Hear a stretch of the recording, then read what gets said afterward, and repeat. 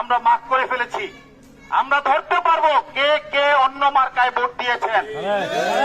আমাদের কারো কাছে যাওয়া লাগবে না। আপনাদের এবার দোষারোপ করতে পারতেন না যে না ভাই এই ভোট গেলি আমরা দিই নাই, হাবিবপুরারা দিছে, ওরা দিছে না।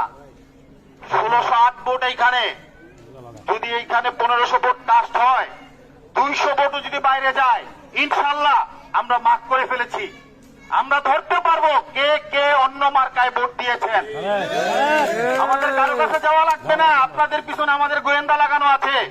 আল্লাহর কসম করে বলতেছি, আপনারা এখনো আমাদের সাথে ধানের শীষের ছায়া তলে আসেন।